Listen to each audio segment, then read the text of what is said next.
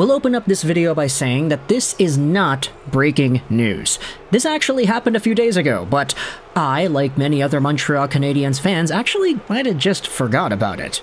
Because this wasn't really in any of the conversations we were talking about in regards to the 2024 NHL Draft, etc., but we do have ourselves some news that the Montreal Canadiens, as a result of what has happened in the 2024 Stanley Cup Playoffs, did indeed lose a draft pick. Now, which pick are we referring to? Well, we are referring to the 2027 Winnipeg Jets third-round pick. And if you needed a refresher on where that's coming from, let's revisit the trade made by the Canadiens with the Jets on February 2nd, 2024. The Winnipeg Jets in this trade acquired forward Sean Monahan from the Montreal Canadiens in exchange for Winnipeg's 2024 first-round pick, which will be 28th overall, and Winnipeg's 2027 third. Conditional. The condition right here is that Montreal is receiving the 2027 third only if Winnipeg wins the 2024 Stanley Cup. The result is, of course, the Jets got eliminated by the Avalanche a few days ago. Say what you want as to whether or not the Jets are frauds or not, but they ended up losing in 5, and it was a pretty bad showcase. They won Game 1, and then proceeded to get just completely dominated in the games after. Alexander Georgiev, admittedly, was really strong afterwards. But of course, as the Jets did not end up winning the Cup this year, that pick is no longer Montreal's, which means that the Sean Monahan trade is finalized. Monahan got sent over to Winnipeg for a first-round pick, and that is that. Just in case you needed the scoop on what Sean Monahan did for the Winnipeg Jets in order to warrant that first-round pick price, Monahan was really good in his short regular season stint with the Jets, 24 points in 34 games played, but in the postseason, the guy had 1 point in the 5 games. That's it. In fact, former Montreal Canadiens didn't really do all too well for Winnipeg. Even Tyler Toffoli didn't produce too much either. So you can say what you want about the Winnipeg Jets and whether or not their success really is valid in this season's worth of play. But for the cost of a bright and early first-round pick in the 28th overall spot, the Winnipeg Jets got a pretty decent regular season out of Monahan and a fairly non-substantial point production in the 5-game sample against Colorado. Great. You know, I feel like for a lot of Canadiens fans, we didn't really think that the Winnipeg Jets were going to go out there and win the Stanley Cup with great certainty anyway. Unless you're me, of course, and you pick the gosh darn Jets to win the Stanley Cup only to see them get eliminated in 5. But having a condition on a draft pick where it's like, oh, we're only going to give you this pick if we win the cup, like that's, you know, that's a lot. So going out there and realistically thinking that that's going to be an option is not really the most profitable, I'd say. It's very high hopes and not really all too realistic. But at the end of the day, the Montreal Canadiens still got themselves a top pick in the first round from this Monahan trade. It's great because they traded for Monahan and acquired a 2025 first from the Calgary Flames. And they got themselves a 2024 pick from Winnipeg by trading him away a second time.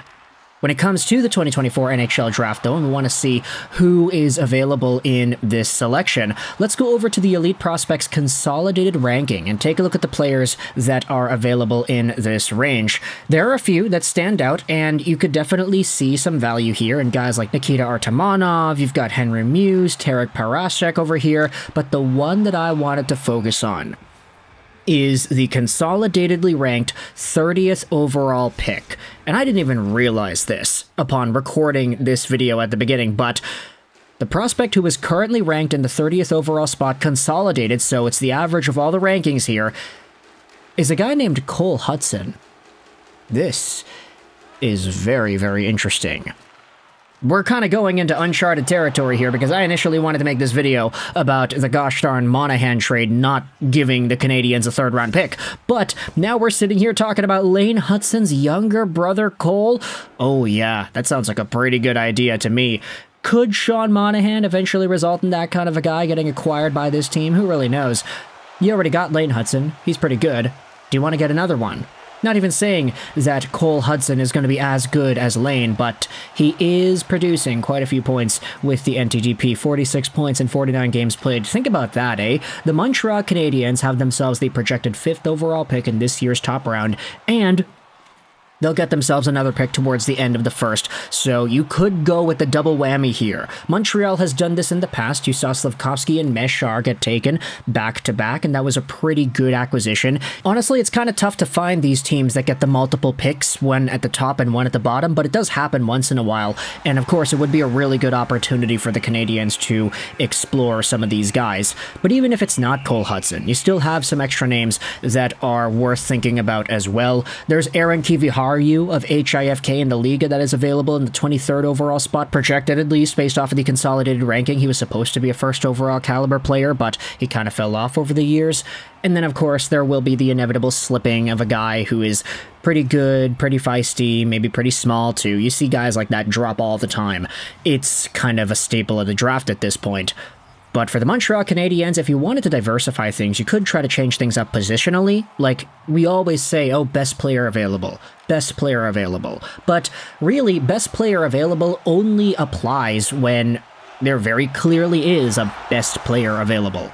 It's kind of, redundant to say that, but it's kind of true. Because once you get to around like the 10, 15, let's say 18, 19 point of most drafts, that's when you start to feel like players are roughly valued in the same way. Like, bearing any goaltenders, because that's kind of a different story, if you have players that are kind of rotating in the same tier and you could shuffle them around, like one day you'll feel like this guy's better, another day you'll feel like the other guy is better. If it's kind of getting to that point where you can't really decide, that's when it's like, okay, fine, we can talk about position, we could draft for a need. If we need the defenseman more, if we need the left winger more, if we need the goaltender more, then we can think about it more so than the idea of BPA, because if we evaluate them the same, then okay, we just got to choose.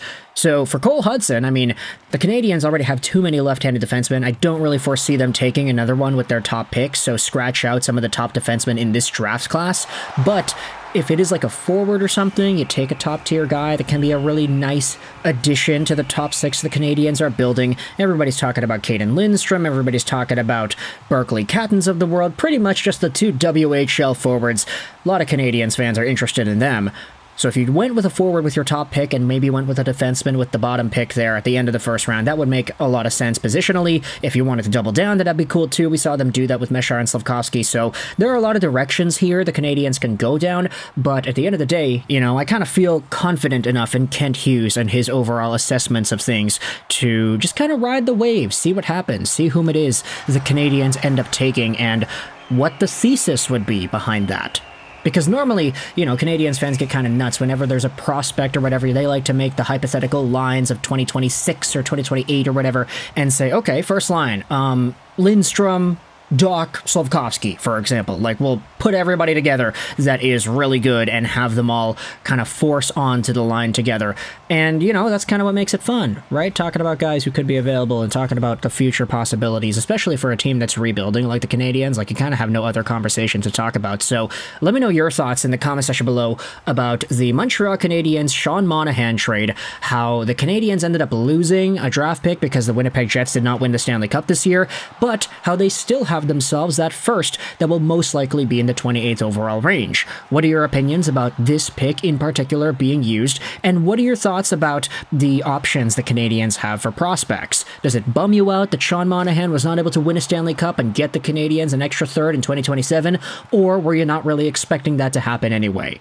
Thoughts in the comment section below. I hope you enjoyed this video. And bye.